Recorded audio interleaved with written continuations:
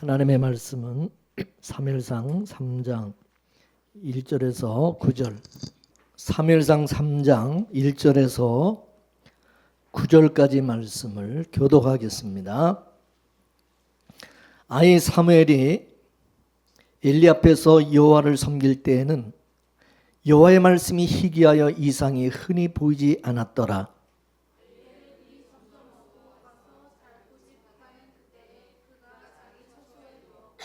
하나님의 등불은 아직 꺼지지 않았으며 사무엘은 하나님의 궤에 있는 여호와의 전안에 누웠더라.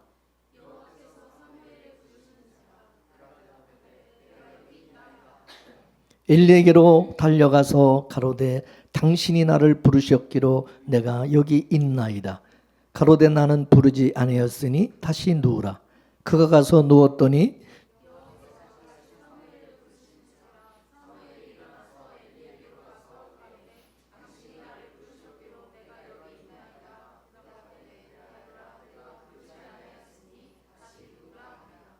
사무엘이 아직 여호와를 알지 못하고 여호와의 말씀도 아직 그에게 나타나지 아니한 때라.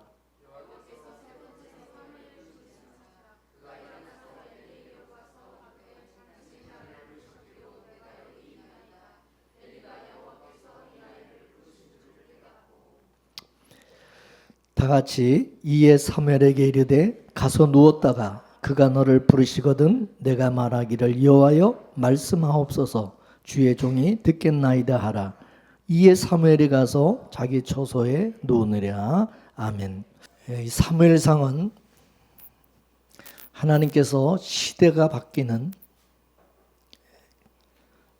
시대의 어떤 그 마지막 때를 보여주는 그런 말씀이라고 했어요. 엘리 제사장의 시대는 사사시대의 마지막 사사였죠. 그래서 그 사사기 끝에, 사사기 맨 마지막에는 뭐라고 되어 있느냐. 왕이 없으므로 각기 자기 소견대로 행하던 시대였다. 왕이 없어서 자기들 소견대로, 자기들 마음대로, 자기들 뜻대로 그렇게 살아가던 시대였다. 그렇게 기록하고 있어요. 그 말씀은 결국 뭐냐면 하나님의 계시가, 하나님의 말씀이 단절된 시대였다. 그거죠. 하나님의 말씀을 듣지 못하고 또 하나님의 계시가 없다 보니까 사람들이 그냥 자기들 생각으로 자기들 그냥 마음대로 그렇게 신앙생활하고 또 그렇게 살아가던 그런 시대였다는 거죠. 근데 그것을 바로 오늘 본문에서 우리에게 잘 보여주고 있는 것입니다. 하나님께서 자기 백성들에게 말씀하시는 것은 왜 말씀하십니까? 예? 왜 다른 사람에게, 왜 이방인들은 말씀하지 않고 왜 자기 백성들에게 하나님은 말씀하시냐? 그 이유는 하나님의 백성들은 자기 자신을 위해서 사는 자들이 아니라 누구를 위해서? 하나님을 위해서, 하나님의 뜻을 위해서 사는 자들이기 때문에 그들에게는 말씀하시고 계시해 주시고 하나님의 뜻이 뭔지를 알려주는 거예요. 믿습니까? 우리도 은혜 받기 전에 과거에는 우리는 우리 자신을 위해서 살아왔던 사람들이에요. 내 중심에서 모든 것을 바라봤어요. 근데 우리가 이제 은혜를 받고 나서 뭐가 달라졌느냐? 이제 주님을 위해서 사는 자가 된 거예요. 모든 것을 하나님의 중심으로 모든 것을 바라보고 생각하는 그런 사람으로 바뀐 거죠. 맞습니까? 우리가 예수 그리스도 밖에 있었을 때는 하나님도 내 중심으로 끌어당겨서 해석을 하고 말씀도 내 중심으로 아전인수격으로 전부 그렇게 해석을 했어요. 그때는 하나님도 예수님도 다 나를 위한 나의 수호신에 불과했어요. 이거를 걸어서 우상신앙이라고 그러죠. 우상신앙. 우리 육이라고 하는 것은, 죄인된 우리 인간은 본능적으로 뭘 해도 다 자기 유익으로, 자기 중심으로 끌어당겨서 그거를 예. 보게 돼 있고 이해하고 그렇게 생각하게 돼 있다는 거예요. 다 나를 중심으로. 나한테 잘해주면 다 좋은 거예요. 나한테 조금이라도 좀 나를 안 해주면 섭섭한 거예요. 그죠? 왼수 되는 거야. 그렇다 보니까 하나님의 말씀을 들어도 다 내 유익을 위해서 받아들이고 다 자기 생각으로 성경도 다 그렇게 해석을 하는 거예요. 다 자기 중심이야. 자기를 위해 모든 것이. 근데 하나님의 말씀이 우리 심령에 떨어지게 되면 어떻게 되느냐? 그 말씀이 우리 속에서 심령 속에서 살아서 운동을 하게 된다는 거죠. 그래서 그 말씀 속에 담겨 있는 것들이 우리 삶을 통해서 나타나고 토해지게 되어진다는 거죠. 그래서 삶이 없는 말씀, 삶이 없는 신앙, 그거는 다 가짜다. 그렇게 말하고 있는 거예요. 여러분, 우리가 예수님을 연구하고 예수님을 무슨 우리가 구경하는 그런 분이 아니라, 예? 예수님이 무슨 우상처럼 그냥 우리가 그냥 이렇게 꼬다난 보리자루처럼 그냥 가만히 계세요. 내가 내 원대로 나는 다 할 테니까. 그게 아니죠. 우리는 예수님이 내가 먹어야 될 양식이고 그분은 생명의 떡으로 오신 분이에요. 그래서 우리는 그분으로 인해서 하루하루 살아가는 거예요. 그분이 없으면 우리는 죽는 거예요. 망하는 거예요. 그래서 예수님께서 자기 백성들에게 성령으로 오신 것은 성령께서 이제 우리 몸을 가지고 예수 그리스도를 나타내게 하기 위해서, 예수 그리스도의 그 삶을 살아갈 수 있도록 하기 위해서 성령께서 우리 안에 오신 거라는 거죠. 그런 의미에서 우리가 이제는 예수님을 닮아가는, 예수님의 흔적을 지니고 우리는 예수 그리스도의 그 길을 가게 되어진다는 거죠. 그러나 신앙의 우리 신앙의 본질이라고 하는 것은 내가 예수님을 따라가고 예수님을 닮아가고 그게 우리 신앙의 본질이 아니라, 신앙의 본질은 내가 철저히 예수를 믿는 거라는 거예요. 예수를 믿는 게, 그게 가장 중요한 거예요. 내가 예수를 닮는 데다가 자꾸 초점을 두고 예수님처럼 내가 향하고 예수님을 따라가고 여기에다가 초점을 맞추게 되면 이제 뭐가 되냐? 종교가 되는 거예요. 종교적인 자꾸 행위가 되는 거예요. 왜 그러냐? 죄의 몸을 가지고 있는 이 육신을 가지고 살아가는 우리는 하나님의 뜻대로 살아갈 수 있어요, 없어요? 예수님을 닮아갈 수 있어요, 없어요? 우리가 정말 예수님처럼 그렇게 살 수 있어요? 하나님의 말씀대로 정말 그렇게 다 온전히 우리가 살아낼 수 있어요, 없어요? 안 되는데 착각하게 만드는 거예요. 마치 그렇게 할 수 있는 것처럼. 죄인이라고 하는 이것을 성령께서 우리 안에 그거를 깨닫게 하죠. 너는 안 돼. 너는 죄인이야. 하나님의 말씀대로 살고 싶지. 선을 행하고 싶지. 사도 바울을 봐. 안 되잖아. 오라 나는 공고한 자로다. 누가 이 사망의 몸에서 나를 건져내랴. 뭐 사도 바울은 우리보다 못해서 그러냐? 너보다 못해서 사도 바울이 그런 고백을 하고 탄식을 하냐? 안 되니까. 그러니까 우리가 예수를 믿어야 되는 것이고, 그러니까 우리가 성령님을 의지해야 되는 것이야. 믿습니까? 우리 보고 예수를 닮아라. 너 성화되라. 그런다고 해서 그게 되는 게 아니라는 거죠. 안 된다는 거예요. 우리는 예수를 닮을 수 없어요. 그거는 우리가 하는 게 아니라 내가 하는 일이 아니라 그건 누가 하는 일이에요? 성령께서 하신 일이에요. 우리는 성령을 모시고 성령을 의지하고 성령에 충만한 삶을 살아가는 게 중요한 거예요. 그게 중요한 것이지 예수님을 닮아가려고 하는 게 중요한 게 아니다 그래요. 믿습니까? 이거를 잘 깨달아야 돼.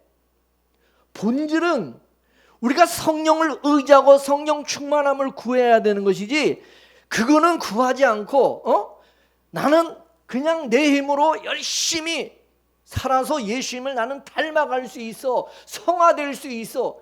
착각이다 그죠. 그건 속고 있는 거다 이거죠.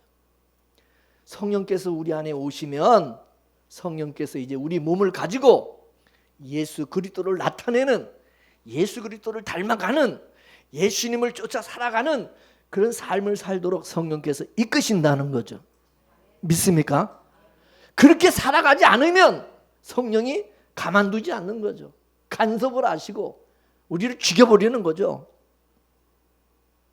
자꾸 딴 길로 가고 엉뚱하게 자꾸 내가 내 욕심을 쫓아 육신의 소욕을 쫓아 살아가면 성령께서 불길을 걸고 그리고 성령이 가만 내버두지 않죠. 우리가 하는 게 아니라 이거예요. 성령 그분께서 내 속에서 나를 관리하시고 주장하시는 일이다 이거예요. 믿습니까?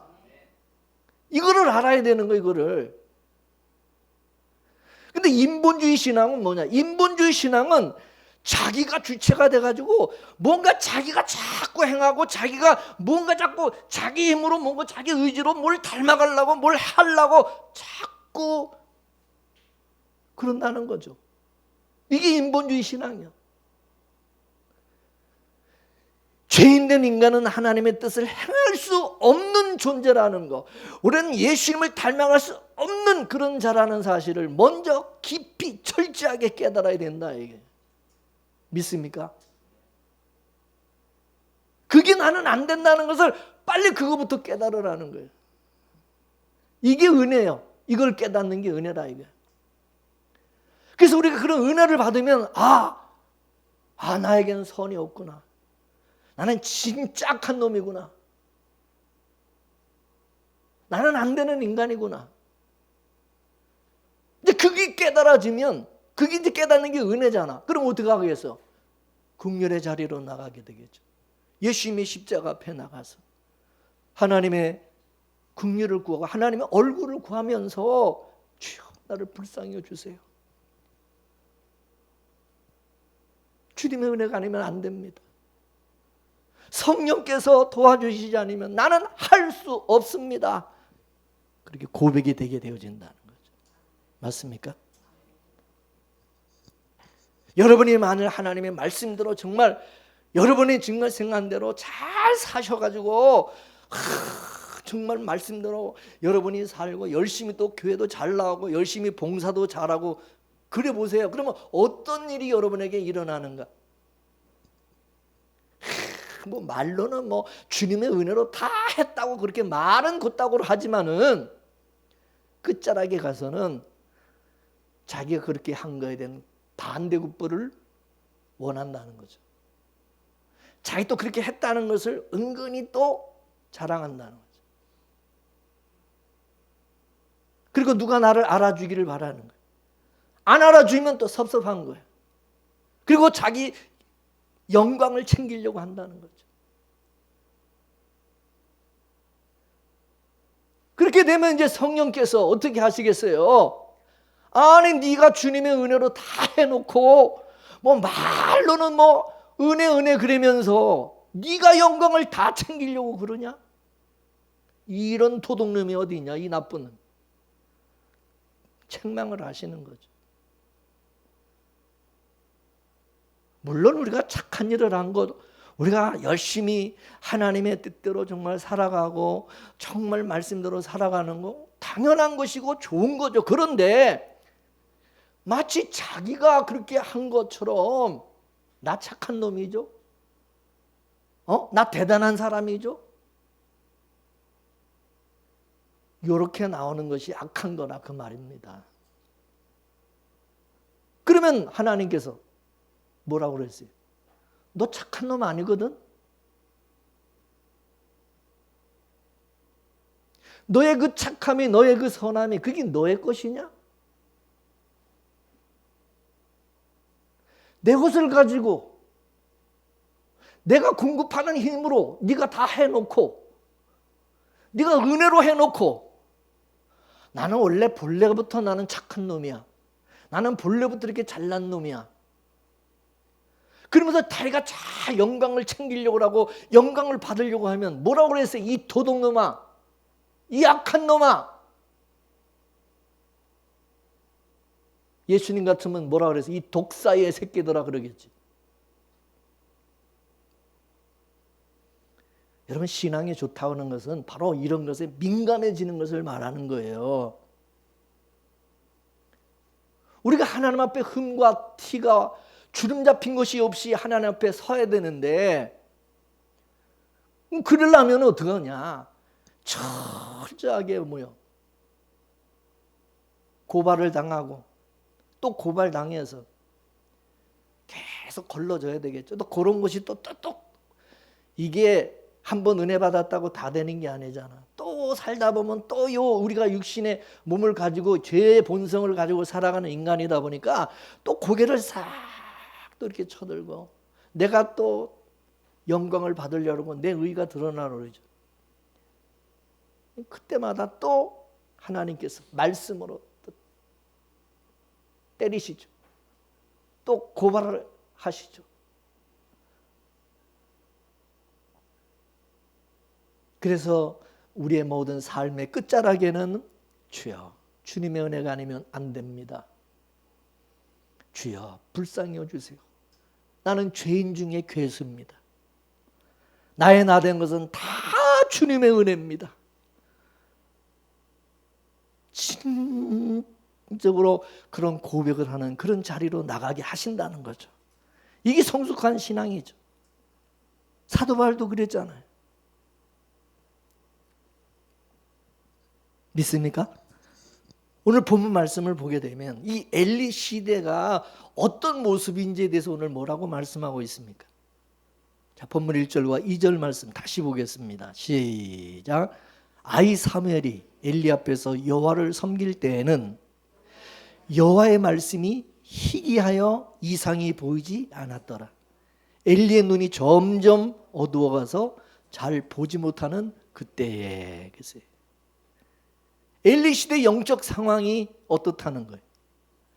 하나님의 말씀이 희귀하고 이상이 흔히 보이지 않던 그런 시대였다는 거죠.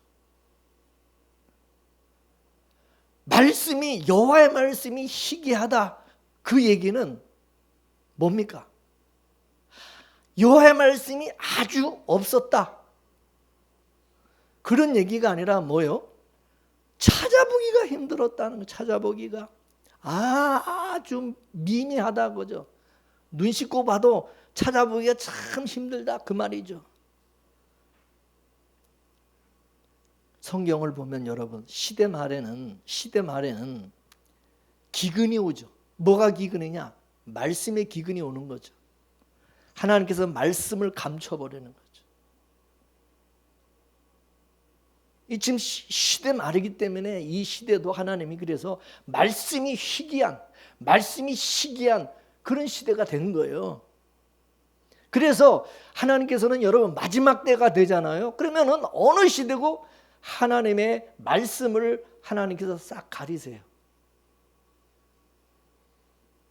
이렇게 되면은 어떻게 될까요?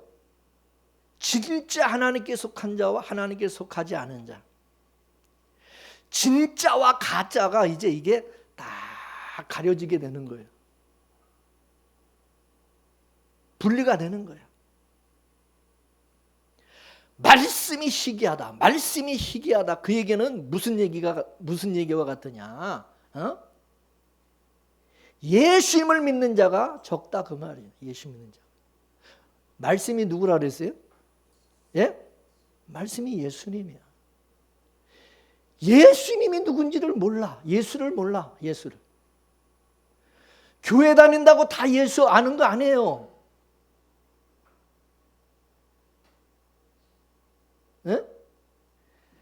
예수는 모르고 예수에는 관심이 없이 그냥 열심히 그냥 교회 다니는 사람 얼마나 많아.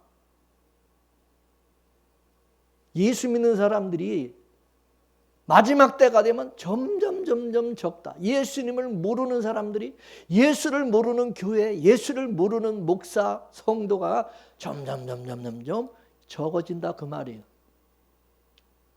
그래서 구원받는 자가 적냐 많느냐 하면 구원받는 자가 적다는 거죠.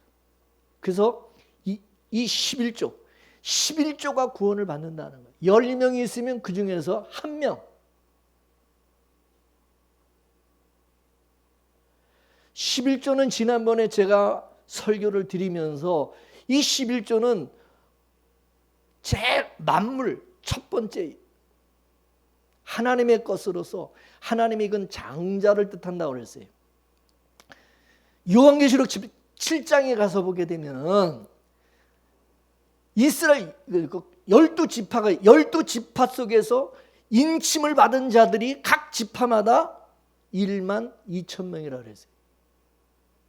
각 지파마다 1만 2천 명. 그 1만 2천 곱하기 12, 12 하면 그래서 몇 명이요? 14만 4천이라는 14만 4천.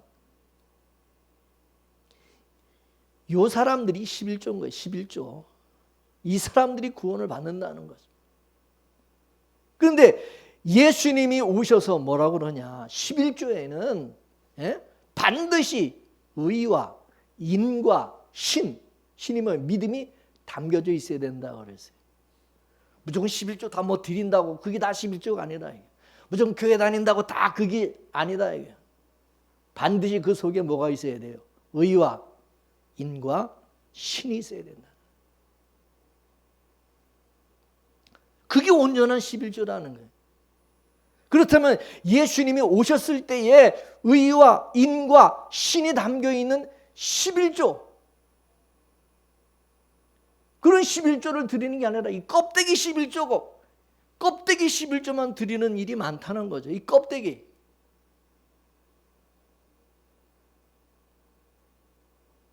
따라서 의와 인과 신을 11조 그릇에다가 이걸 담아서 들어야 하나님이 그거를 온전한 11조로 받으신다는 거예요. 그래서 예수님께서 이것도 버리지 말고 저것도 행하라고 그렇게 말씀했어요. 그럼에도 오늘날 어떤 사람들은 지금 시대는 신약 시대는 11조 드릴 필요가 없다는 거야. 그거 구약 시대나 그 율법 시대나 그거 하나님 앞에 그거 하는 거지. 왜 무슨 뭐 11조를 지금 뭐더러 그걸 드리냐. 그렇게 주장하는 사람들이 있어요. 그 사람은 11조가 뭔지를 몰라서 그렇게 얘기하는 거예요. 지난번에 말씀드렸어요. 하나님 앞에 11조는 뭐냐? 예수님이 11조라고 그랬어요. 그래서 하나님은 예수님만 받으시는 거예요. 예수님만. 그러면 하나님 앞에 11조는 누구냐? 예수 그리스도로 인하여 나아진 자들, 예수 그리스도에게 속한 자, 예수 그리스도 안에 있는, 예수 그리스도를 믿는 그 사람들이 11조다 그 말이에요. 믿습니까? 그러면 예수님께서 재림하시면은 예수로 나아진 그들을 데리고 아버지에게로 천국으로 가는 거죠. 예수 그리스도 신부데리러 신부된 성도를 데리러 오시는 거잖아. 그러면 우리는 주님의 11조가 되어서 우리는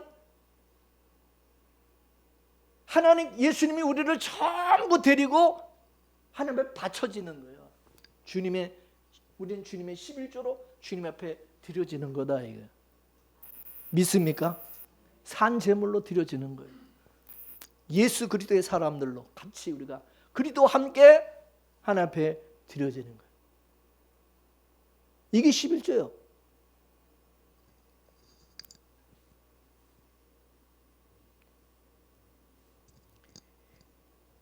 예수 그리스도의 은혜로, 예수 그리스도를 믿음으로 구원받은 자들.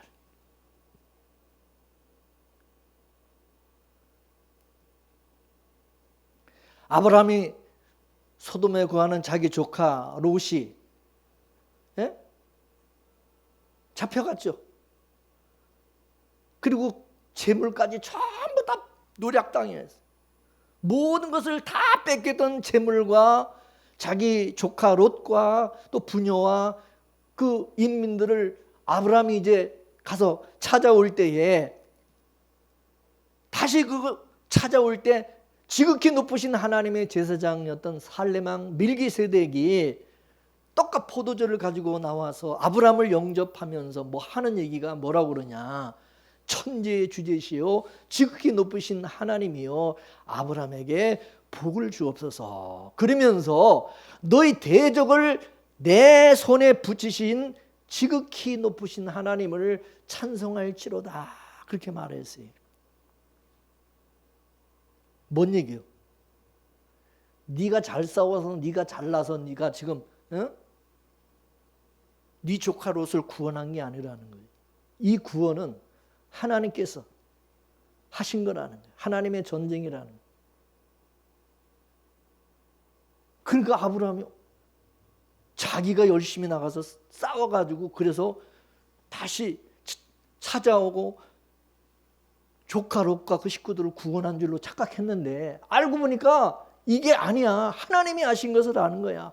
그래서 전리품 중에서 11조를 멜기세덱에 바친 거죠. 이게 신약에 오면 예수님께서 마귀와의 전쟁에서 승리하시고 찾아온 그 전리품이 누구냐? 바로 자기 백성들. 예수 그리스도의 피값을 주고 사신받은 구원하신 예수님의 피로 구속함을 얻은, 구원함을 얻은 그 성도가 이게 예수님의 전리품이다 이거죠. 예수님께서 십자가에 죽으시고 무덤 속에 들어가셔서 전리품을 챙겨서 나오시는 것이 그게 11조다. 따라서 우리 신앙생활 속에는 항상 의와 인과 신이 담겨있는 신앙생활을 해야 된다는 거죠. 우리가 교회 나온다 할지라도 항상 믿음, 소망, 사랑이 없는 그런 상태로 우리가 하나님 앞에 드려봐야 하나님 받지 않는다는 거죠. 하나님 내 것을 받는 게 아니라 그랬잖아요. 예수 그리스도의 것을 받는 거지.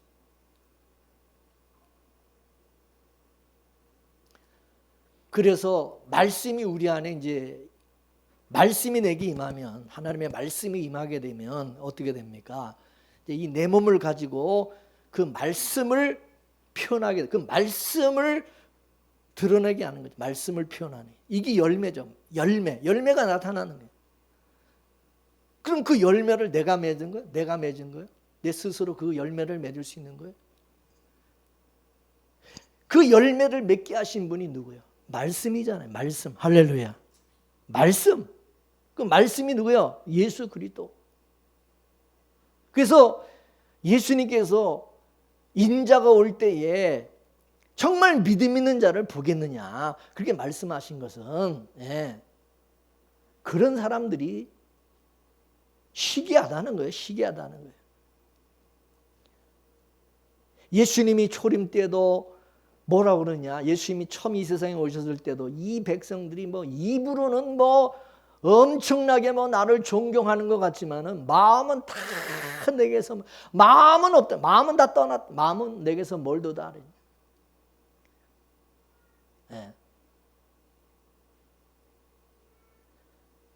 바로 말씀이 희귀한 시대, 예수가 없는 그런 시대, 그게 엘리 시대고 그게 바로 지금 이 시대다 그 말입니다. 제사장은 뭐 하는 사람이요? 제사장은 하나님의 말씀을 받는 자잖아요. 말씀을 받는 자. 그렇다면 하나님께서 그 말씀을 엘리에게, 엘리 제사장에게 주셔야 되잖아요. 엘리 제사장에게. 근데 지금 엘리가 하나님의 말씀을 받는 게 아니라 누가 말씀을 받느냐? 사무엘에게 말씀이 주어지고 있는 사무엘에게. 이러면 하나님께서 인정하시는 제사장은 엘리가 이제 아니라 누구라는 거예요? 사무엘이라는 거예요. 사무엘. 예? 엘리는 가짜다 이거지. 그럼 왜 엘리는 제사장인데 왜 말씀을 못 받는, 왜 계시를 못 받는 겁니까?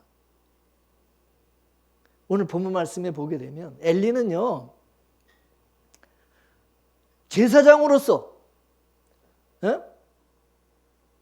하나님의 성전에서 자고 있는 게 아니라 지금 어디 가서 자기 집에서 자고 있어요. 자기 집에서. 근데 사무엘은 어디서 자고 있느냐? 하나님의 성전의 법궤 옆에서 자고 있어요. 법궤 옆에서.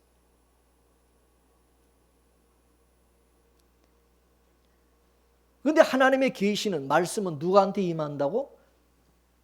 하나님의 법궤, 하나님의 성전에서 있는 사무엘에게 임한다는 거죠.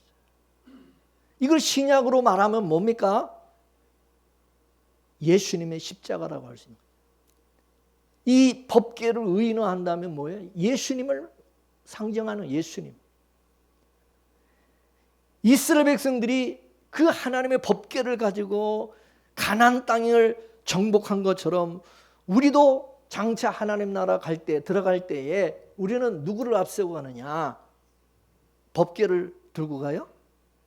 예수님 앞세우고 나가는 거죠. 예수님. 맞습니까? 예수님 앞세우고 우리는 나가는 거예요. 근데 사무엘은 지금 뭐냐? 그 법궤 옆에서 그 법궤 옆에서. 우리는 그럼 누구 곁에 있어야 돼? 누구 안에 있어야 돼? 예수 안에 있어야 돼. 예수 안에. 하나님의 계시는 예수 안에 있는 자에게, 예수님과 함께하는 자에게 하나님의 계시와 말씀이 임한다 그 말이죠. 믿습니까? 근데 사무엘은 지금 하나님의 계시가 임하는 바로 그 법궤 옆에서 사무엘은 자고 있어. 그러니까 하나님의 계시가 임하는 곳이 어디냐는가를 알아야 되는 거죠. 근데 엘리는 그 하나님의 계시가 임하는 그 장소가 떠나 있어요. 그 장소에서 벗어나 있어요. 지금 말하면 예수를 떠나 있다 이거 예수 밖에 있는 거야. 구약에서는 여호와 이름을 두신 곳이, 신약에서는 예수 그리스도 예수님. 그래서 임마누엘, 하나님이 함께 하신 임마누엘, 예수님을 말씀이 육신이 되어 오신 분이라고 그랬잖아요. 우리는 사무엘처럼 하나님의 계시의 말씀이 되시는 예수님 곁에, 예수님에게 딱 붙어 있어야 된다 그거죠. 믿습니까? 예수님 안에 있어야 돼. 그런 자에게 하나님 말씀해 주시고 계시해 주시고 알게 해 주시는 거예요. 근데 엘리는 하나님의 궤를 멀리 하다 보니까 엘리에게는 하나님 말씀도 안 하고 계시가 임하지도 않아요. 여러분 지금 이 시대로 말하면 목사가 예수님의 십자가에는 관심 없어. 예수님에겐 관심 없어. 그런 목사에게 계시가 임하겠어? 예수님의 이 세상에 말씀을 가지고 오신 분인데 말씀을. 그럼 우리가 예수님을, 말씀이신 예수님을 통해서 하나님을 알 수 있는 거 아니에요? 하나님을 어떻게 알아? 지금 이 시대는 하나님께서 구약에는 선지를 통해서 말씀하셨지만은 이 마지막 때는 하나님이 하나님의 아들 예수 그리스도를 통해서 우리에게 말씀하신다는 거죠. 믿습니까? 예수 그리스도를 통해서 우리에게 말씀하시고 계시를 하신다면 우리 예수 안에 있어야 되는 거죠. 맞습니까? 자, 그러면 히브리서 1장 1절에서 2절 말씀을 보겠습니다. 시작. 옛적에 선지자들로 여러 부분과 여러 모양으로 우리 조상들에게 말씀하신 그 하나님께서 지금은 이 모든 날 마지막 날에 아들로 우리에게 말씀하셨다. 믿습니까? 누구로 말씀하신다?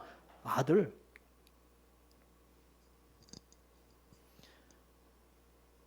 그럼 이제는 아들이 주는 계시가 그게 진짜죠. 참된 계시가 되겠죠. 진짜 하나님은 아들을 통해서만 진짜 하나님을 알 수가 있는 거겠죠.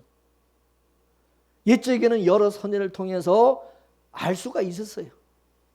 그러나 이제는 아들을 통해서만 알 수 있게 하셨다는. 그러니까 하나님을 알 수 있는 길은 하나님의 아들 예수 그리스도로 단일화된 거예요. 하나로 단일화됐어요. 따라서 이제부터는 예수 외에는 다 가짜죠. 맞습니까? 예수 외에는 다 가짜야. 그러므로 예수님이 말씀하시는 하나님만이 진짜 하나님이기 때문에 우리는 누구 말씀만 들어야 되느냐? 예수님의 말씀만 들어야 돼. 우리는 누구만 믿고 의지해야 돼요? 예수만 믿고. 맞습니까? 그래서 제자들이 예수님과 함께 변화산에 올라갔을 때 하늘에서 구름 속에서 소리가 나기를 뭐라고 그랬어요? 이는 내 아들 곧 택함을 받은 자니 따라서 너희는 저의 말을 들을지어다. 누구 말을 들으라는 거예요? 예수님 말씀을 들으라는 거죠. 아멘이십니까? 따라서 유대인들은 예수님의 말씀 들었어요? 안 들었어요? 들었어요? 안 들었어요. 예수님 말씀 안 들었어. 예수님 무시하고 그리고 예수님을 십자가에 달아 죽여버린 거야. 못 박아. 기가 막힌 거죠. 이와 같이 어느 시대고 가짜들이 판을 치고 이 가짜가 진짜를 죽이는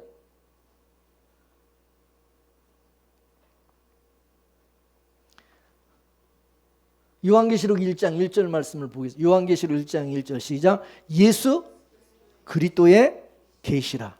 이는 하나님이 누구한테 줬어요? 예수님에게 그 계시를 주셨다는. 그리고 그 뒤에 반드시 속히 될 일을 그 종들에게 보이시려고 그 천사를 그 종 요한에게 보내어 지시하신 것이다. 아멘. 하나님의 계시는 이제 예수 그리스도에게만 주어졌다는 거예요. 근데 그 예수님이 하늘로 승천하셔서 지금 보여 안 보여요? 안 보이죠. 감춰졌어요. 승천하신 예수님. 근데 그 감춰진 예수님, 그 보이지 않는 예수님을 이제 사도 요한에게는 이제 보여주고 계신다는 거죠. 사도 요한에게. 그러니까 하나님의 요한에게 내 아들이 누군지, 예수님이 무슨 일을 했는지, 그걸 다 이제 사도 요한에게는 알려주는 거죠. 지난번에 말씀드렸지만 사도 요한은 하나님을 사랑하는 예수님의 신부와 같은 자라 그랬어요. 그죠? 사랑하는 자에게는 비밀이 없죠. 다 얘기하는 거죠. 예수님의 신부기 때문에. 예수께 속한 자기 때문에. 예수님께서 핏값을 지불하고 산 신부잖아.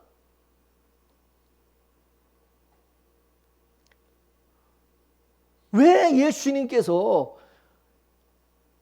사도 요한에게 다 계시해 주십니까? 사도 요한은 하나님이 택한 자기 백성이고 자기 신부, 자기 소유된 백성이니까 뭐 다 알게 하죠. 알아야지.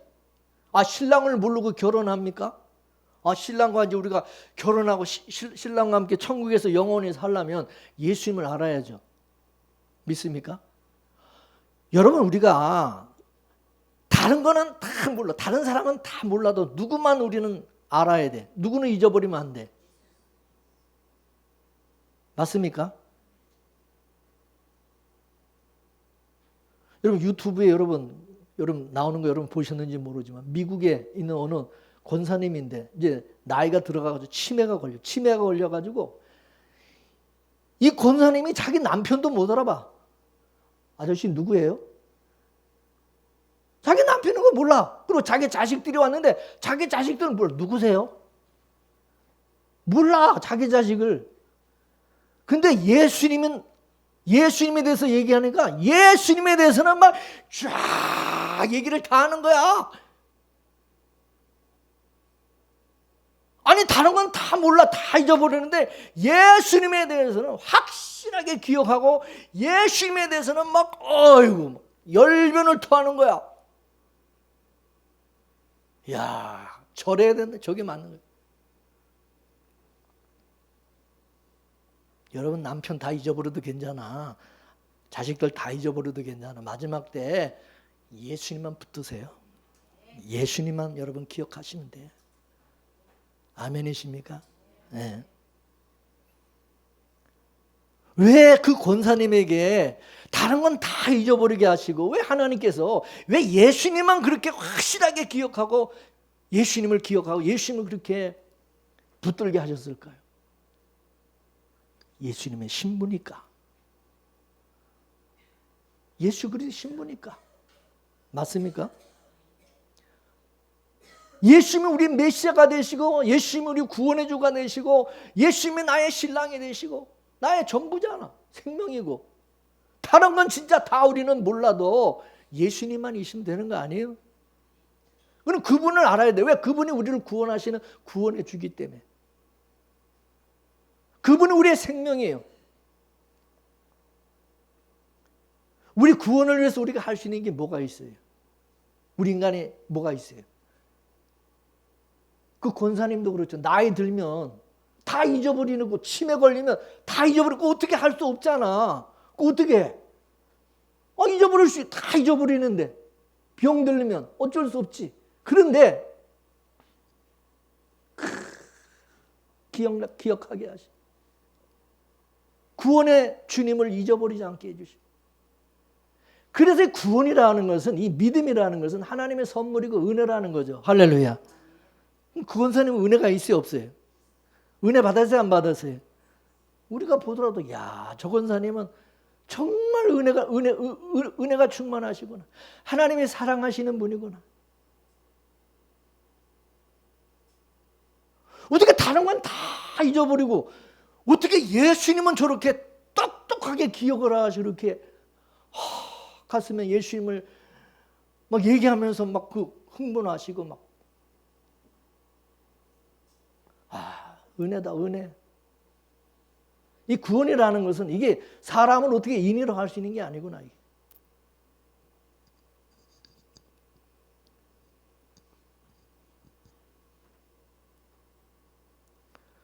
우리가 예수님만 고집하고 우리가 예수님만 믿고 의지하고 따르는 것은 우리가 예수님을 떠날 수가 없는 것은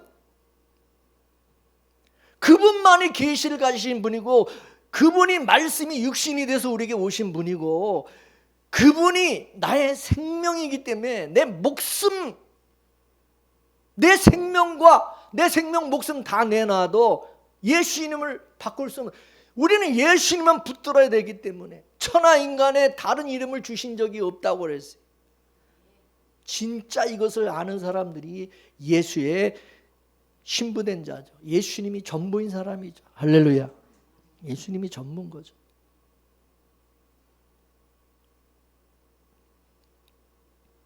그럼 여러분 마귀는 어떻게 해서 마귀는 다른 거는 다 기억하고 그냥 늙어서도 나이 많아서도 옛날 얘기 뭐 옛날에 뭐 추억 기억은 다 똘똘하게 기억하는데 예수님은 다 잊어버리게 만드는, 예수는 잊어버리게 만드는. 짝퉁 예수 만들어가지고 그 짝퉁 예수를 따르게 하거나 아니면 자기를 짝퉁 예수로 만들어서 사람들 앞에 내가 예수다 이렇게 군림하게 만들겠죠.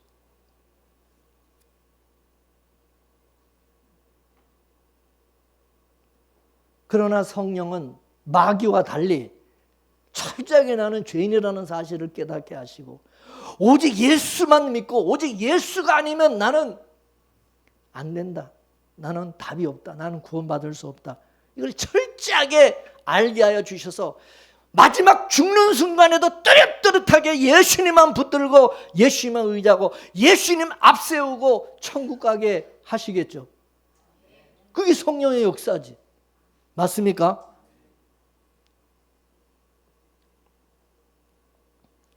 근데 마귀는 어떻게 하겠어요? 내가 열심히 예수님을 닮아서 성화되게 만들어서 내가 얼마나 예수를 닮았고 내가 얼마나 성화돼 가지고 내가 얼마나 거룩하고 내가 뭐 대단한 사람인 것처럼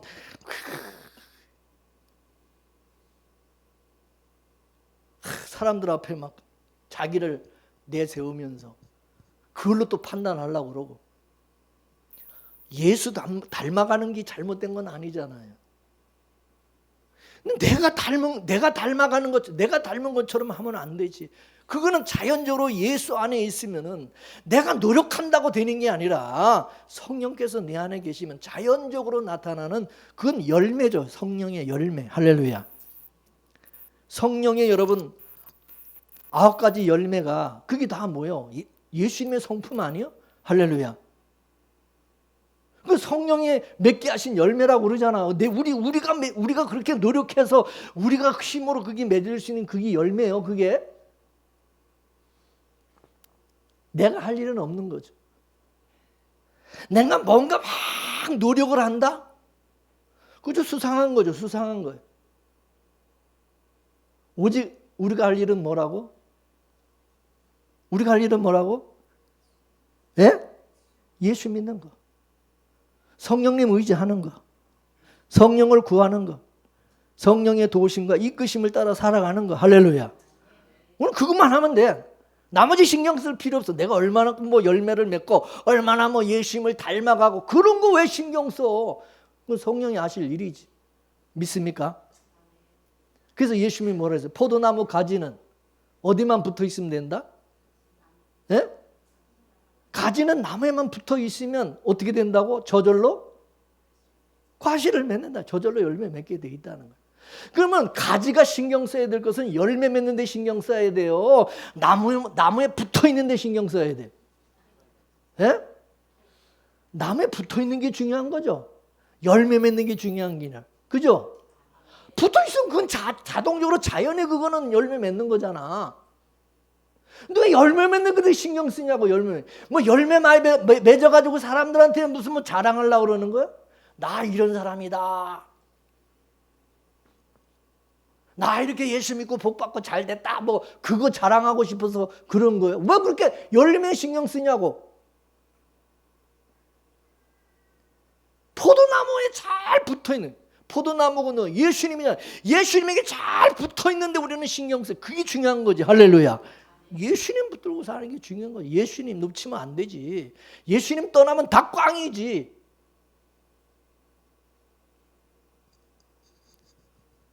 그래서 예수 그리스도 안에 거하는 게 그게 근본이고 그게 본질이고 그러면 되는 거다 그거죠. 근데 요즘 사람들이 많은 교인들이 근본인 예수님은 떠나고 예수님을 떠나서 열매 맺는 데 관심이 있어요.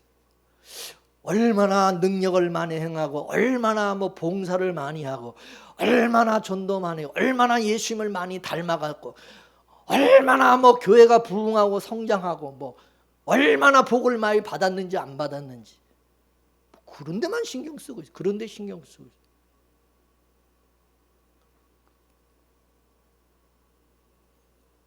하나님의 법계는 떠나서 그냥 계시만 받으려고 하나님의 계시만 받으려고 그러는 거예요. 하나님의 계시에만 신경 쓰는 거예요. 거기에만 관심 있는 거야. 계시. 그러다 보니까 마귀가 어떻게 유혹하느냐? 마귀와 이단들이 계시를 받을 수 있는 그런 어떤 명당자리, 어떤 그런 뭐 계시를 준다고 하는 어떤 유명한 뭐 목사나 교회 뭐 그런데 이제 쫓아다니는 거죠. 가서 계시 그 사람을 통해서 무슨 계시를 받는 뭐 이런 것에 신경 써. 계시에 신경 써요. 능력에 관심이 있어요. 하나님의 능력 뭐 이런 거. 그 능력 받아서 계시 받아서 뭐 하겠다는 거예요. 자기가 이제 선지자 노릇하고 자기가 자기가 예수님처럼 이제 군림하고 싶은 것이고 자기가 이제 능력자로서 사람들에게 인정받고 싶고 행세하고 싶은 거죠. 그거 받아가지고. 자, 그래서 마태복음 7장 22절, 23절 볼까요? 자, 시작. 그날에 많은 사람들이 나더러 이르되 주여, 주여, 우리가 주의 이름으로 선지자 노릇하며 주의 이름으로 귀신을 쫓아내며 주의 이름으로 많은 권능을 행치 아니었나이까 하리니 그때 내가 저에게 밝히 말하되 내가 너희를 도무지 알지 못하니 불법을 행하는 자들아 내게서 떠나가라. 할렐루야. 이 사람들 뭐에 관심이 있어요? 예수님에게 관심이 있어요. 선지자 노릇하는 데 관심이 있어요. 귀신 쫓아내는 데 관심이 있어요. 능력과 권능을 해내는 데 관심이 있어요. 예수님에게 관심이 있는 거예요. 예? 예수님은 관심 없어. 솔직히 말해서 그냥 예수님은 이용 대상이지.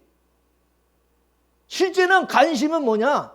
자기가 이제 능력 받아서 선지자 노릇하고 목사 노릇하고 뭔가 능력자로서 행시하고 싶은 게 그게 목적이지. 그러니까 예수님이 이 불법을 행하는, 나는 너희들 모른다. 너희들이 나 알아? 나도 너 몰라.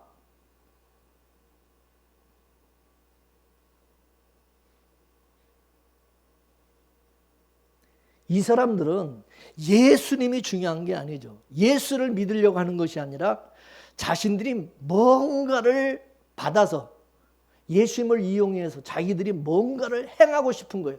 뭔가 행세하고 싶은 거예요. 어떻든 엘리 제사장이 제사장으로서 이제 자격이 상실이 된 것은 하나님의 법궤를 떠나 있는 거예요. 지금은 그러면 예수님을 떠나 있는, 예수를 떠나 있는 거예요. 그러다 보니까 이제 이 엘리가 하나님보다 자기 자식들이 더 중요한 거예요. 자기 자식을 더 사랑하는 거예요. 하나님의 집을 맡은 제사장으로서 자기 집보다 하나님의 집을 더 생각하는 게 아니라 자기 집을 먼저 생각하는 거예요. 예수님이 뭐라 그랬어요? 너희는 먼저 그의 나라와 그의 의를 구하라. 그러면 뭘 먹을까, 뭘 마실까, 뭘 입을까, 그거는 걱정할 필요가 없다. 그건 다 하나님이 알아서 책임져 주시는, 믿습니까? 그러나 엘리처럼 하나님의 집보다 자기 집을 먼저 생각하고 하나님보다 자기 자식을 먼저 생각하고 교회보다 자기 집을 먼저 생각하고 이러면은 엘리 집처럼 망한다. 이거 엘리 가문처럼 자식도 망하고 집 다 망한다 이거죠. 여러분 항상 하나님 앞에 주님이 먼저야지. 주님이 먼저야지. 에? 하나님이 먼저야 되고 하나님의 교회가, 주님의 교회가 먼저가 돼야지. 하나님 앞에 자꾸 내 새끼, 내 집, 나 망할 징종고입니다. 큰일 날 일이에요. 조심해야 돼. 왜 우리가 주님의 몸된 교회, 우리가 지체라고, 왜 지체라고 그럽니까? 왜 이 교회가 주님의 몸이라고 그럽니까? 우리는 예수 그리스도와 연합된 자로서 이 교회 안에서는, 이 교회는 주님의, 우리가 몸의 지체인 우리는, 나는 없어요. 나는 죽었어요. 예수만 있는 거죠. 예수님의 교회, 예수님의 몸된 교회, 난 그 붙어있는 지체에 불과한 거죠. 믿습니까? 우리는 나로 구원받은 게 아니에요. 예수로 구원받았어요. 교회로 구원받은 거예요. 우리로 구원받은 거예요. 믿습니까? 없어요. 나 개인은 없는 거야. 내 집이 어디 있어? 내 게 어디 있어? 내 것이 어디 있어? 내 것이. 왜 자꾸 자기 것을 주장해? 자기 게, 내 게 어디 있어? 하나님보다 자꾸 자기를 챙겨. 나를 챙기려고 그러고 자기 몸 챙기려고 그러고 내 것, 내 집, 내 새끼. 엘리 제사장이 그런 거예요. 엘리 제사장이 돼가지고. 그러면 여러분 엘리 제사장 꼴 나는 거야. 망하는 거야. 이거를 유념해라 그 말이에요. 믿습니까? 자, 학개서 1장 2절에서 11절까지 보겠습니다. 학개서 12장 1장 2절에서 11절 보이나요?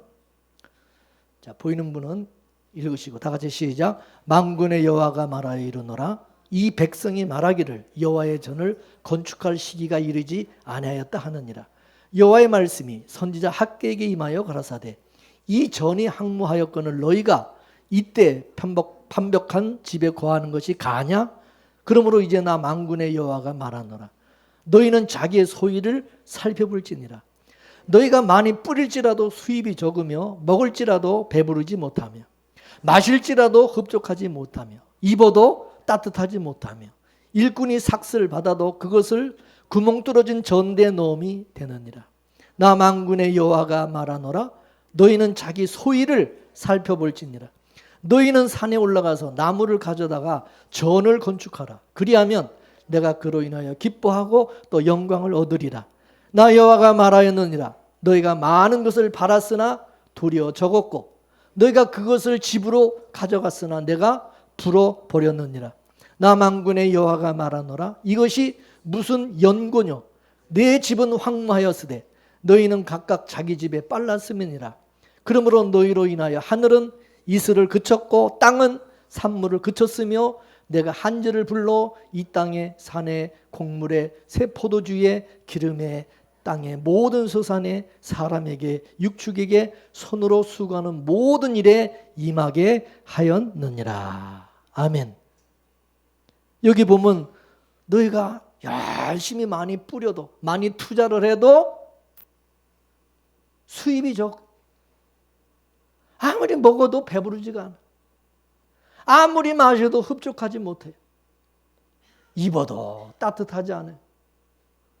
일꾼이 삭슬 받아 월급을 받아도 그거는 다 구멍 뚫린 전대에다가 넣은 거죠. 다 빠졌네. 다 없어. 남는 것도 다 없어져. 너희가 많은 것을 팔았으나 도리어 적어. 나는 열심히 모으려고 하는데 다 없어지는 거야. 너희가 그것을 집으로 가져갔는데 하나님은 확 다 물어버려. 없어져 버려. 이유가 뭐라고요? 엘리 제사장과 같이 자기를 먼저 자기 집에 자기를 챙기는데 빨랐다는 거죠. 우선순위가 바뀐 거예요. 어떤 분들은 그러죠. 1년에 11조 하나님 앞에 드린 거, 헌금 드린 거를 이제 요즘은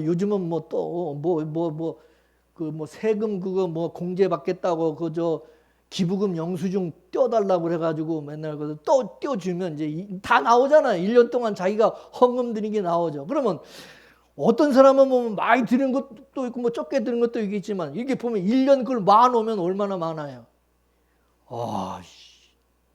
11조 안 드리고 헌금은 안 드려도 이거 1년 동안 이거 저축하고 한 10년만 모으면 집 사고 이거 다 하겠네. 그러니까 여러분, 내 집 사야지. 내 새끼 내 자식 공부 가르치고 가르쳐야지. 먼저 그거부터 생각하다 보니까 11조도 안 드리고 헌금도 안 드리고 그냥 착착. 이게 망하는 징조라는 거죠. 그래가지고 돈 많이 버냐. 그래서 지금 많이 그렇게 집을 사고 그렇게 하냐. 착하지 마세요. 10년, 20년, 30년 돼도 집 살 일은 없을 겁니다. 하나님이 쳐버리는. 물질에 대해서 복을 안 주는 거죠. 그걸 빨리 깨달아야 되는 거예요. 멍청하니 그걸 모르고 자기 욕심으로 챙기려고 그러다가 엘리 제사장처럼 망하는 거야. 집안 망하는 거야. 자식들도 망하고 다 막 죽는 거야. 하나님 책임 안 져줘요. 우리는 왕 같은 제사장들이라고 그랬잖아요. 맞습니까? 제사장이 그런 식으로 여러분 살면은 제사장 된 성도가 그딴 식으로 살면 여러분 하나님 어떻게 하겠어요? 망하게 하는 것이 복이지. 잘 되게 하면 계속 그렇게 살 거니까. 우리 몸은 성령이 거하는 뭐라 그랬어요? 성전이라 그랬어요. 성전. 그러면 하나님의 집을 우선해야지. 내 집을 우선해요? 내 것을 먼저 챙겨요? 내 것을 먼저 생각해요? 그러니까 엘리가 하나님의 그 법궤를 떠나가지고 자기 집에서 지내면서 자기 새끼 먼저 챙기고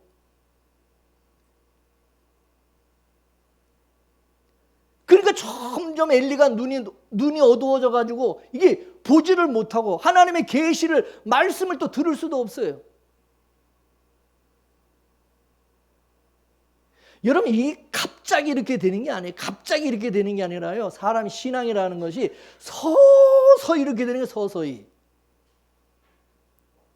여러분 신앙이 갑자기 나빠집니까? 여러분 신앙이 갑자기 나빠집니까? 아니면은 서서히 여러분 나빠집니까?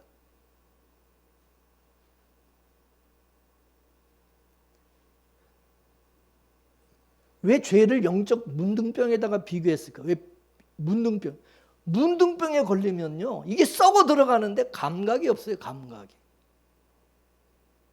문둥병이 그래서 무서운 거예요. 우리가 교회와 주님을 멀리하고 말씀을 멀리하는데 이게 갑자기 좀 뭐 망한다거나 이러면 이게 뭐가 빨리 근데 이게요, 서서히 이게 사람이 변질되고 타락하고 이게 서서히 나빠지니까 점점 서서히 세속화되니까 이게 몰라요. 못 느껴요. 감각이 없어져요. 감각, 영적 감각이.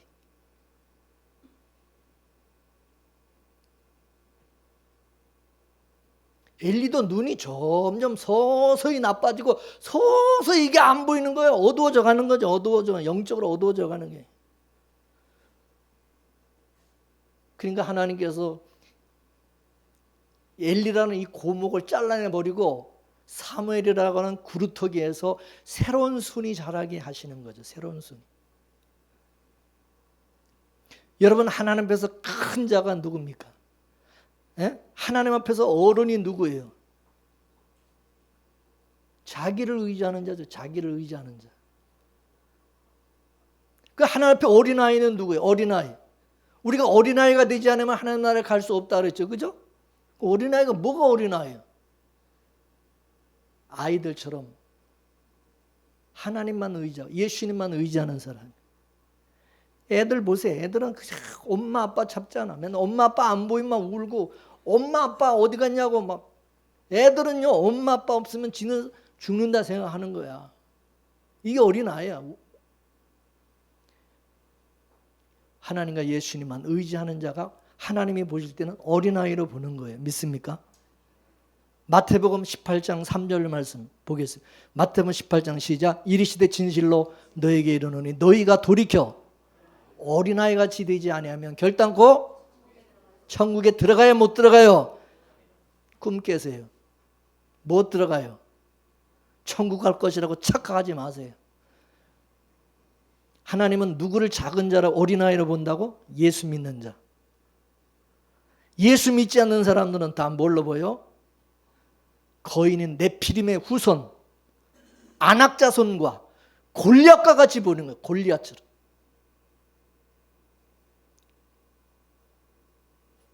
마지막 때가 되면 노아의 때와 같다 그랬어요. 그러면 이 노아의 때, 마지막 때는 어떤 인간들이 많아요? 네피림과 같은 거인들이 창궐을 하는 시대다.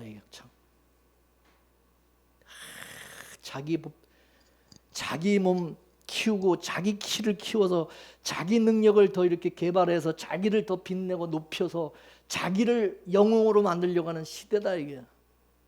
자기를 나타내고 자기 이름 내고 이 시대가 그러잖아. 내가 스타가 되고 거인이 창궐하는 거예요. 근데 그 네피림들이 그 거인들이 어떻게 생겨난 거예요? 그놈들이 어떻게 생긴 거예요? 하나님의 아들들이 사람의 딸들의 아름다움을 보고 자기가 좋아하는 모든 자로 아내를 사면서 그래서 낳은 자식들이 다 그 거인, 그 네피림 그런 놈들이 태어났다고 그러잖아요. 뭐야 얘기가? 교회가 세상과 짝해서 세속화되면 어떤 인간들이 태어난다? 네피림 같은 이런 것들이 태어난다, 생겨난다 이거죠.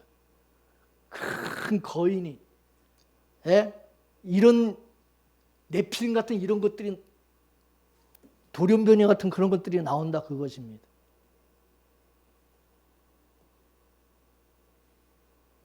작은 자는 세상과 의지하지 않고 세상과 나는 간것 없고 오직 구속한 주만 보이는 그런 사람이 작은 자입니다. 어린아이고. 예수님이 이 세상에 큰 자로 오셨나요? 작은 자로 오셨나요? 예수님이 저 베들레헴 작은 마을 말구에 태어나서 저 나사렛 시골 작은 마을에서 예수님이 자라나셨어요. 그 사람들이 무시했죠, 예수님을. 근데 무시했던 그 작은 자 예수님이 누구예요?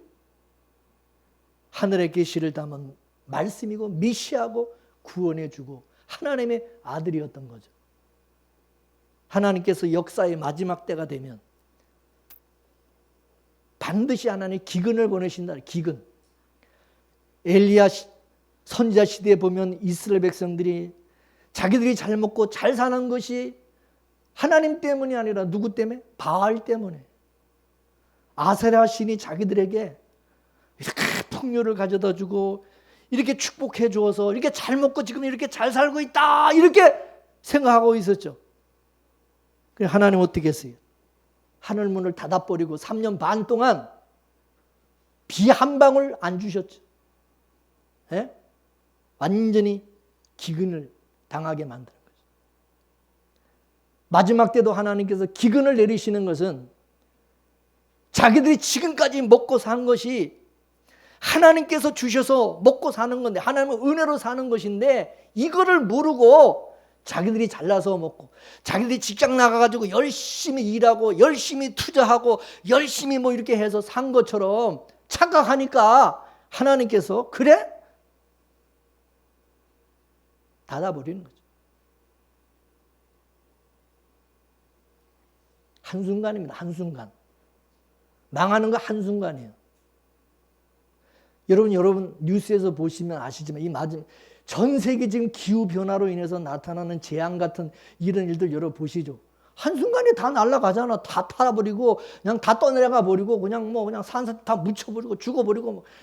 아유 끔찍한 그런 일이 여러분 우리에게는 뭐 안 일어날 것 같습니까? 하나님께서 엘리야 시대에 하나님이 하늘문을 닫아버렸어요.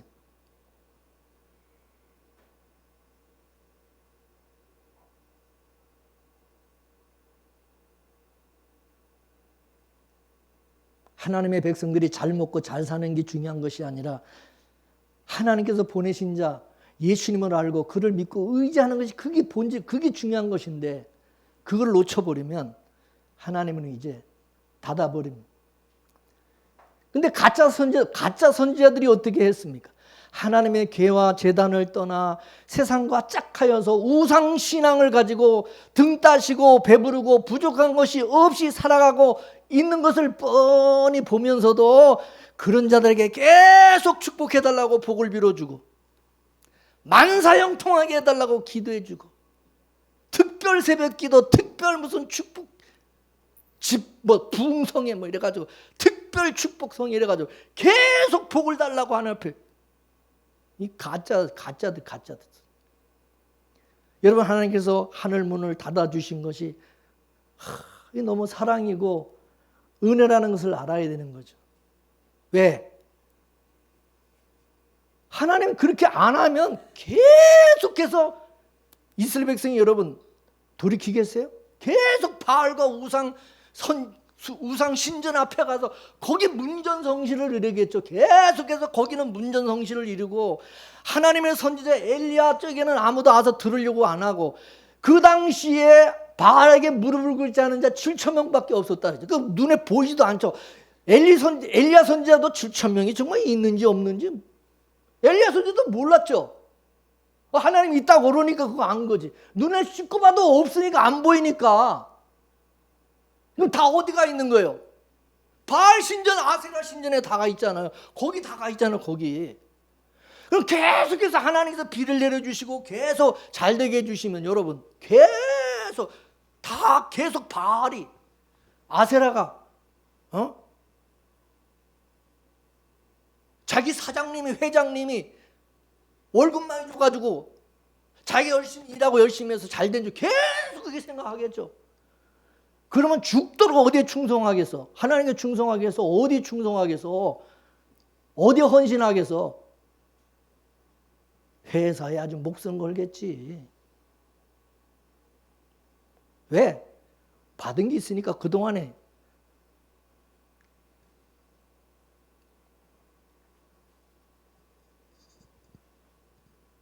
하나님 닫아버리는 거예요. 이게 은혜예요. 깨닫고 돌이키라 이거지. 아, 아니구나. 내가 잘못 생각했구나. 회개하고 돌이키게 하요. 근데 그것도 모르고 자기 힘과 세상의 방법으로 어떻든 이 닫힌 문을 내가 열어보고 말리라. 끝까지 갈 때까지 가보자.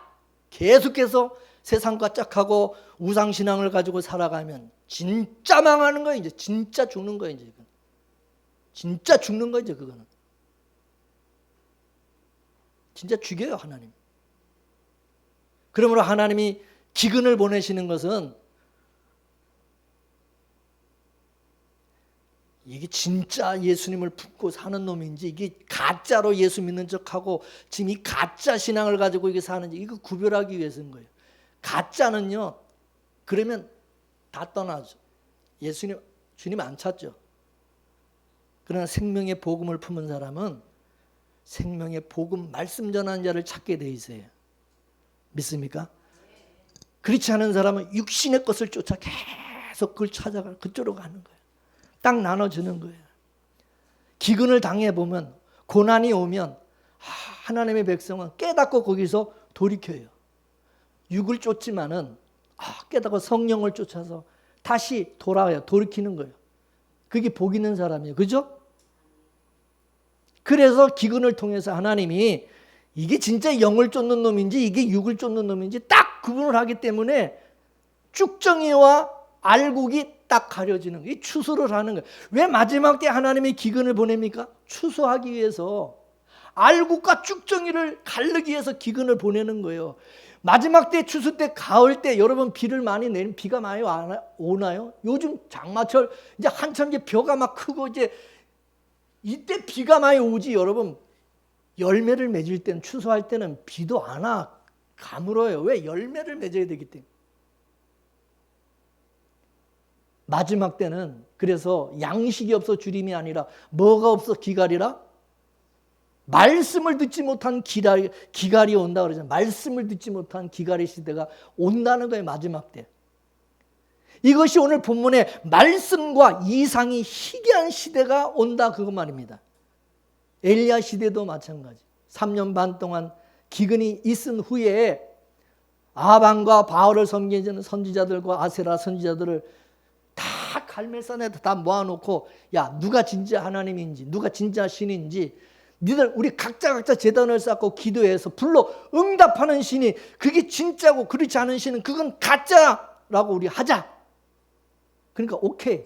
그래서 바알과 아세라 선지자들은 그래서 어떻게 해서 아침부터 저녁까지 막 응답해달라고 불을 내려달라고 얼마나 막 간절하게 목이 터져라고만. 그래도 불이 안 내리니까 어떻게 했습니까? 시간이 점점 가면 갈수록 어떻게 하죠? 발악을 하죠. 자기 몸을 막 칼로 해하면서 막 이 피를 막 흘리면서 막 열정 큰 소리를 막 부르짖습니다. 이렇게 하는데도 안 들어주십니까? 막 불이 내려요. 가는 엘리야가 보다가 이제 다 됐냐? 시간도 없어 좀 해 넘어가고 시간이 나도 이제 할 차례가 시간 줘야지. 니들이 지금까지 다 시간 다 썼으니까 이제 나도 이제 해야지. 그래서 하나님께서 이 엘리야가 이제 나중에 무너진 단을 다시 돌로 수축하고 제단 주변에 또랑을 파가지고 거기다가 물을 길어다가 또랑 옆 그득하게 물을 채워놓고 그리고 그 단 위에다가 나무를 벌려놓고 그리고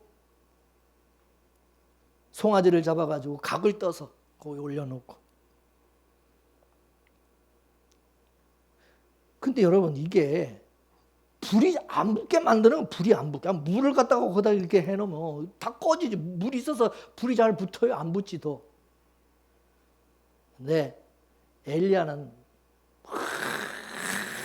뭐 금식하면서 막 몸을 막 이러면서 기도했나요? 아브라함과 이삭과 이스라엘의 하나님 여호와여 주께서 이스라엘 중에 하나님이신 것과 내가 주의 종인 것과 내가 주의 말씀대로 이 모든 것을 행하는 것을 이 백성들로 알게 하여 주옵소서. 그래야 저들의 마음을 주님께로 하나님께로 돌이키게 하여 주시옵소서. 간단하게 딱 기도하자마자 어떻게 했어요? 하늘에서 불이 내려서 번제단에 번제물과 돌과 흙과 물까지 다 태워버렸대. 다 태워버렸대. 그러자 바알과 아세라시는 가짜, 그 선지자들 다 가짜 선지자 판명이 난 거죠. 그래가지고 전부 끌어다가 기손 시내로 데려가서 다 땡강땡강 목 다 죽여버린 거죠. 우상신앙 다 죽여버린 거죠. 그리고 나서 아방한테 가가지고 올라가서 이제는 먹고 마십시오. 걱정하지 마십시오. 큰 비의 소리가 있나이다. 그리고 갈멜산 꼭대기에 올라가서 땅에 꿇어 엎드려 그 얼굴을 무릎 사이에다가 놓고 사환에게, 야, 서쪽 하늘에 뭐 구름 뭐 보이는 게 있냐? 저기 손바닥만한 구름이 하나 보입니다. 아, 그럼 됐다. 그러더니 갑자기 그 구름이 커지더니만 깜깜해지더니 갑자기 막 비가 내리기 시작. 3년 반 동안 내리지 않던 그냥 그 땅에 얼마나 비가 내립니다. 그래서 모든 만물이 다 소생하게 만들어 주십니다. 뭘 얘기하는 것입니까? 그러므로 이 시대도 우리는 하나님의 절대 주권자로서 하나님께서 우리에게 복 주시는 분이라는 것을 우리에게 알려주기 위해서 하늘을 닫으시고 기근을 내리신다 그 말입니다. 여러분, 돈이 말랐나요? 건강을 잃어버리셨습니까? 예? 투자한 거 다 날라갔어요? 여러분이 계획하고 꿈꾸던 거 다 숲으로 다 돌아갔어요? 감사하세요. 감사하세요. 망한 거 감사하셔야 돼요. 지금 이 시대에도 말씀과 이상이 희귀한 시대가 됐어요. 희귀한 시대가.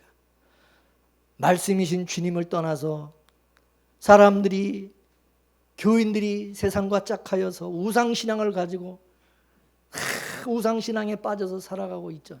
정신 못 차리고. 예수는 없어요. 이 시대에 여러분들은 오직 예수님만 보이고 예수 안에서 예수님이 생명의 떡이고 예수님이 계시의 말씀이시고 우리는 그분을 떠나서는 살 수 없고 안 된다는 것을 철저하게 알고 오직 예수로 만족하시고 예수님 붙들고 사시면 다 여러분 망한다 할지라도 우리는 절대로 망할 수 없어요. 영생을 얻은 자이기 때문에 항상 그리스도 안에서 자족하며 사시고 하나님께서 공급하시는 그 은혜로 살아가는 알곡 같은 성도들이 되기를 주의 이름으로 축원합니다. 축원합니다. 기도합시다. 하나님, 주님을 떠나서 주님은 보이지 않고 오직 눈에 보이는 세상 것, 육신의 것, 육의 것, 떡으로만 살려고 하는 어리석고 미련한 저희들, 하나님을 믿는다고 하지만 우상신앙을 가지고 살아가는 저희들을 하나님 성령께서 이제 깨닫게 해주시고 돌이키게 하시고 오직 항상 예수님만 보이게 하시고 예수님만 의지하고 믿고 살아가는 저희들 되게 하시고 예수 그리스도의 사람으로 그리스도의 신부로 주님 오실 때까지 다시 오실 주님만을 사모하고 그리스도 예수 안에서 늘 자족하고 그리스도 안에 있는 우리에게 날마다 주님 계시하여 주시고 말씀해 주셔서 하나님의 말씀을 쫓아 말씀의 이끌림을 따라 살아가게 부족하면 왕같은 제사장 오늘 시대에 하나님이 정말로 사랑하는 알곡 같은 그런 성도와 교회가 될 수 있도록 은혜 내려 주옵소서. 모든 것 주께 의지하며 예수님의 이름으로 기도 올리옵나이다. 아멘.